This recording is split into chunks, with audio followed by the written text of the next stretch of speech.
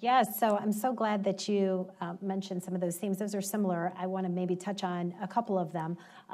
From a capital perspective, I think unless you're living on the coast, there's always a capital challenge for growing businesses in the middle of the country. And certainly that's been a big focus of the work that our community has been trying to build, which is the whole continuum of sources of capital for entrepreneurs and for small businesses, so both on the investing side and on the lending side.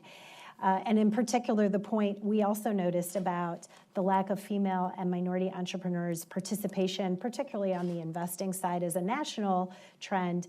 One of the things that we did recently was launch a $10 million fund to invest only in minority and women-owned tech entrepreneur businesses so that we can just ensure that we are addressing that gap and having funds that would go into those companies. So the capital gap is something we're going to continue to work on. Now we see that the next stage up, maybe the $500,000 to $2 million, continues to be a gap as companies are growing. And we don't want people to walk out on a plank and fall into the ocean. We want to create that capital system. So that's something that we're going to continue to work on.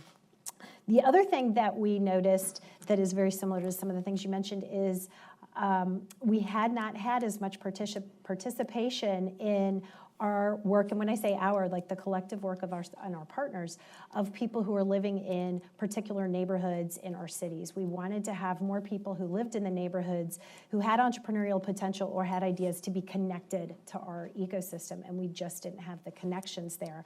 And I think that's an area we've been working hard on with some programmatic work, but I think in general we want to go much deeper in terms of connecting economic development activities for small businesses and neighborhood or community development activities for things like building the spaces that those kinds of entrepreneurs need, and then supporting the growth of the kinds of businesses who can fill those spaces from people who live in that neighborhood and will create jobs for the people in that neighborhood.